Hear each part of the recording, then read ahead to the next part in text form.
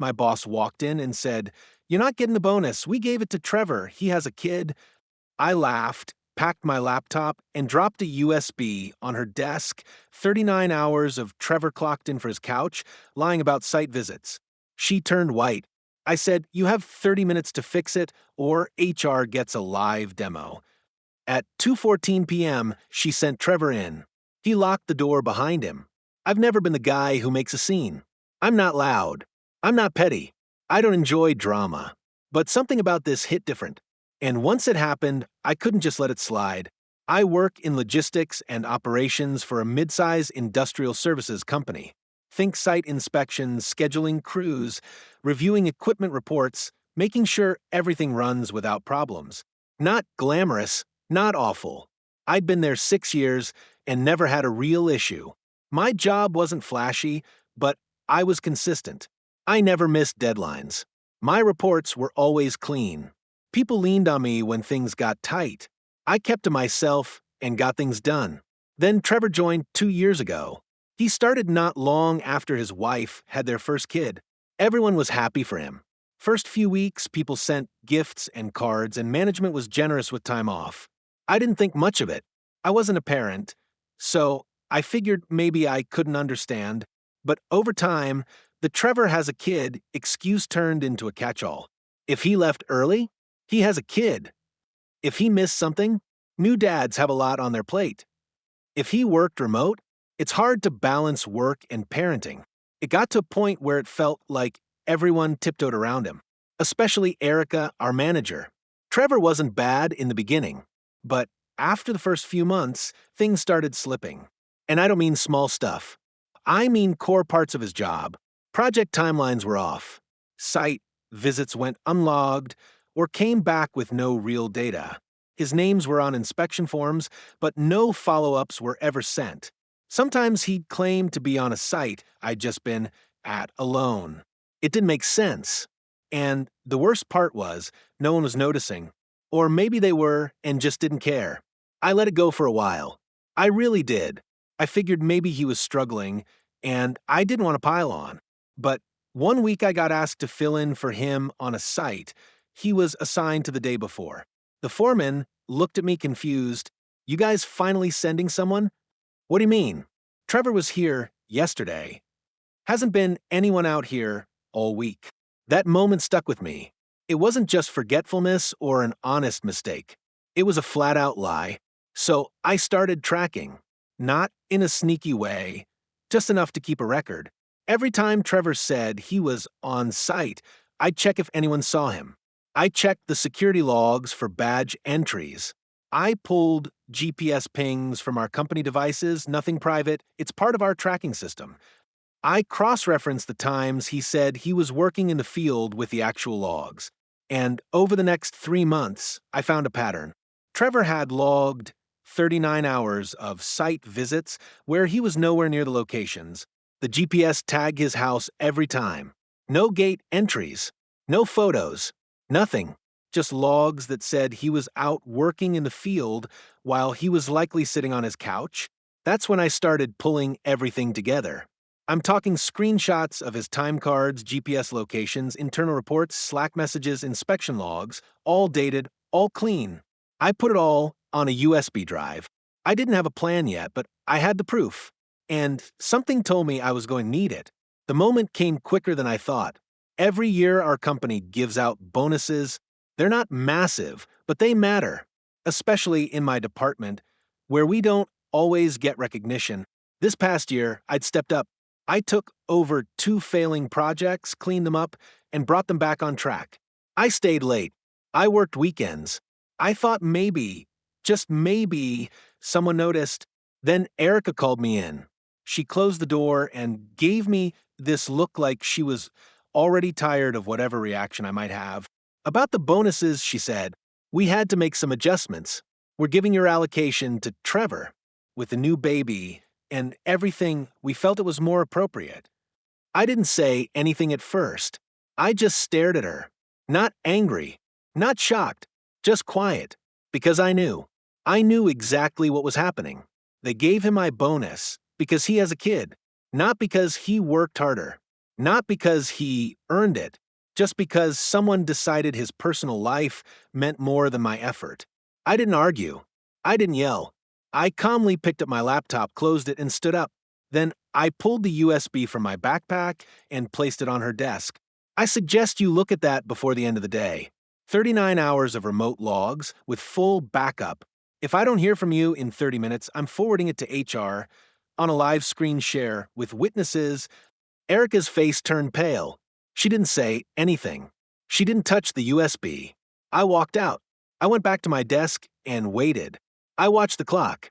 At 2:14 p.m. exactly, Trevor walked in. He closed the door behind him. Then he turned the lock. I didn't know what was coming, but I didn't look away. He stood in the doorway for a few seconds after locking it. He wasn't holding anything. He didn't yell. He just looked at me. It was the first time I'd ever seen Trevor look serious. He was always grinning, always making small talk about his kid, always floating through meetings like nothing stuck to him. But this was different. His face looked tight, like he was holding something back. I didn't say a word. He sat down across from me, leaned forward, and just stared. His jaw clenched. Then he said one thing. "Why'd you do it?" I didn't answer. I didn't owe him anything. He kept going. He started talking about how hard things had been at home, how his wife lost her job, how the baby doesn't sleep, how daycare is too expensive, how he wasn't trying to screw anyone, he was just trying to survive. I listened, not because I cared, but because I needed to know where this was going. Then he tried guilt. He said if this went to HR, they'd fire him. He said he'd lose his health care. His wife would lose coverage. His kid, all of it, that he just needed more time to get stable, that I should have come to him directly instead of setting a trap. That part pissed me off.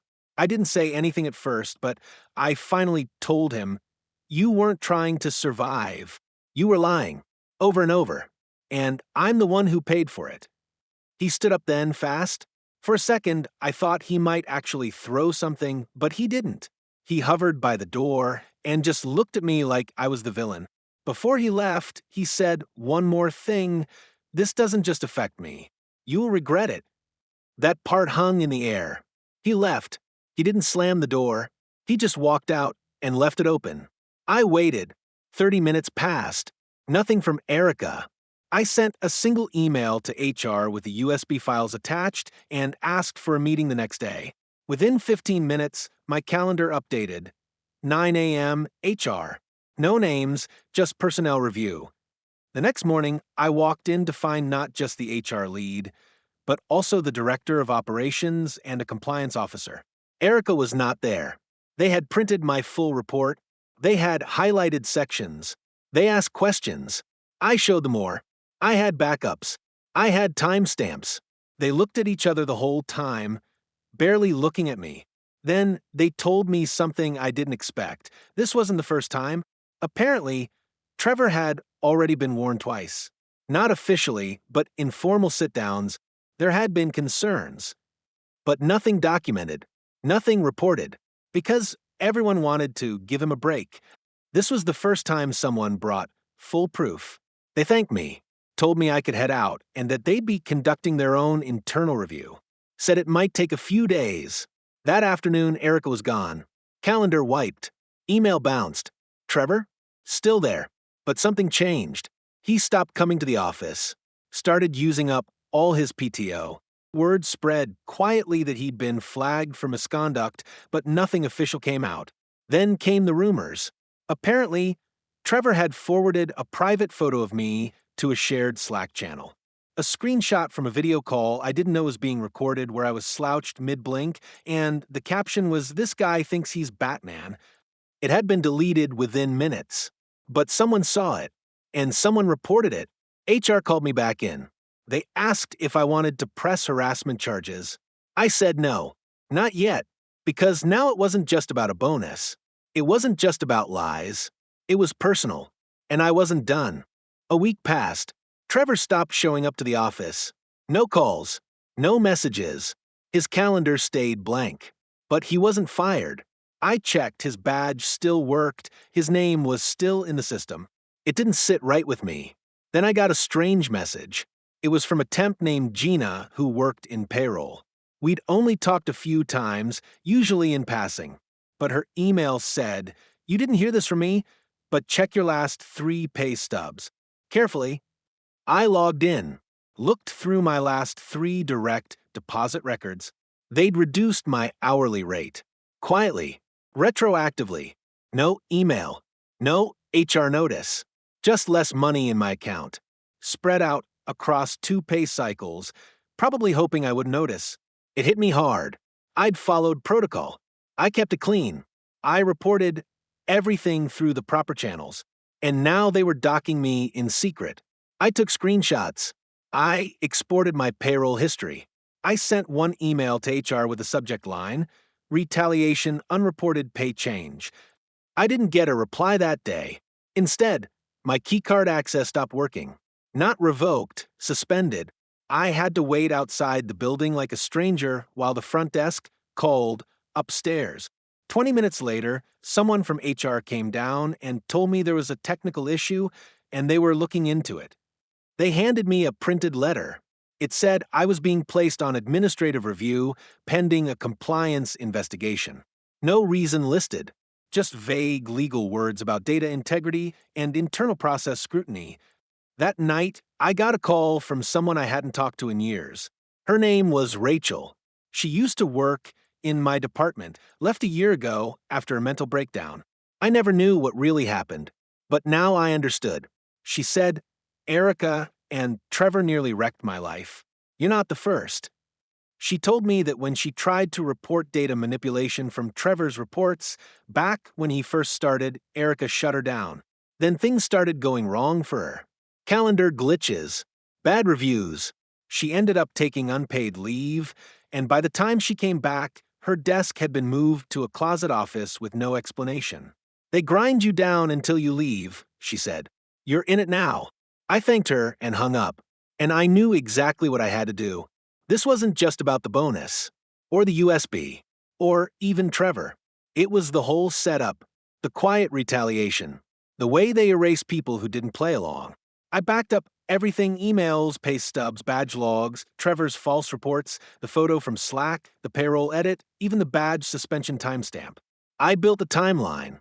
It showed everything: when I submitted proof, when Erica was removed, when Trevor vanished, when my pay was reduced, when I was locked out. Then I submitted it not to HR, not to my boss. I sent it to the parent company's compliance hotline. I used my full name. I signed it. I copied my lawyer. And within 48 hours, everything started to move fast. My badge access returned. My full pay was restored. I got a formal apology from HR, buried in passive language, but it was there. But most interesting, Trevor's name vanished from the org chart. That should have been the end of it. Then I got a text from a number I didn't know. It said, "You just cost me everything. I hope you're ready." That's when things took a turn I didn't expect. Because it wasn't over. Trevor had friends, and they were still inside. After that text, I started watching my back. The message came from a prepaid number. I traced it as far as I could. Burner phone. No reply. Just that single line. "You just cost me everything. I hope you're ready." I didn't tell anyone. Not even the lawyer I'd looped in. I just saved it, screenshotted it, and added it to the file. But inside the office, things started to feel colder. Subtle things. My shared folders got disconnected for updates. My badge randomly failed again. Then, my next 2 meetings were mysteriously moved without notice, and the new times never made it to my calendar. People stopped saying hi in the hallway. Eyes dropped when I walked by. Slack messages dried up. It was like a switch had flipped. Silent freeze out. And then HR called me in again. Same conference room. Same 3 people. But this time they were stiffer. "We're receiving complaints," they said, "from several departments. Concerns about conduct, culture disruption, and internal trust. No proof. No names. Just pressure." That's when I knew. Trevor wasn't the only rot in the system. And even without Erica, the people who protected him were still there. I was a problem now. A reminder of what they couldn't hide anymore. So I made one more move. Not out of anger, just to finish what I started. I filed a whistleblower complaint, official, documented, and protected, directly through our parent company's legal compliance office. This time, I didn't just give them Trevor's lies. I gave them names, emails, records of cover ups, and, most important, proof of retaliation. The lowered pay, the badge suspensions, the Slack photo, the HR brush offs, the admin leave letter with no reason. I even included Rachel's statement with her permission. And I didn't just send it to the company. I blind copied it to 3 board members. Quietly, the next 2 weeks were chaos. Internal audit came in. Not HR, legal compliance. Suits, badges, external logins. They froze Trevor's entire Slack history. They pulled badge data across 6 months. They brought in people from other branches and interviewed us one by one. Then it all cracked open. Turns out Trevor wasn't just slacking off, he'd been billing hours to phantom projects. He was pulling in extra overtime by padding reports tied to a shell vendor Erica had vouched for. And it wasn't just him. There were 2 others, senior managers. All of them signed off on each other's time cards. Quiet little triangle of fake labor, fake invoices, and stolen bonuses. When I walked into work that Monday, they were gone. All of them. Phones disconnected. Desks cleaned out. Then came the statement from corporate, a company-wide email. We have identified a serious breach of internal ethics and accountability within one of our branches. Effective immediately, several leadership and personnel changes are being made. We thank those who came forward with information. No names, but everyone knew. People started talking again. Quietly at first, then louder. Some apologized to me. Some avoided me still. But the last twist came 2 months later. I got a call from the parent company's regional director. They were restructuring the department, cleaning house, starting fresh. And they wanted me to help rebuild the team. No fluff, no title jump, just an offer to shape how it should have run from the beginning, with integrity. I said yes. And I asked for one condition, that Rachel be hired back full-time, with back pay for the year she lost. They agreed. Trevor? I heard through a mutual friend that his marriage didn't survive. Once the job went, so did the safety net. No one would touch him in our industry after the audit records were shared across firms. He's delivering groceries now, still trying to say I ruined his life. Maybe I did, but he was the one who locked the door that day. He just didn't know I had the key.